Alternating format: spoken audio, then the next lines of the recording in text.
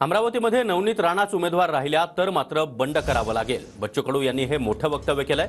नवनीत राणांबद्दल अमरावतीमध्ये नाराजी आहे असं देखील बच्चू कडू म्हणाले. नवनीत राणा उमेदवार राहिल्यास आम्ही उमेदवार देणार. मुख्यमंत्री शिंदे यांची भेट घेतल्यानंतर बच्चू कडू यांनी ही प्रतिक्रिया दिली आहे. वर्धा, अमरावती आणि यवतमाळचा विषय शिंदेंना सांगितल्याचं देखील बच्चू कडू म्हणाले.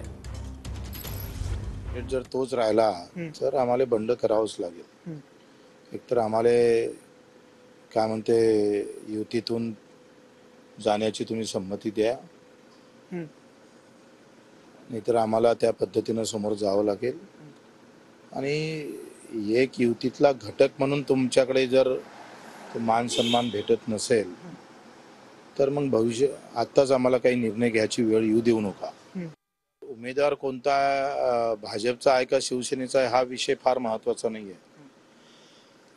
आता जे नवनीत राणा उमेदवार आहे त्याच्याबद्दल प्रचंड नाराजी आहे. जी काय आतापर्यंत शिवगाड त्यांनी सातत्यानं चालू ठेवली. आम्हाला काम करता येणार नाही. काम केलं तर आमचा पक्ष फुटेल, प्रहारच राहणार नाही.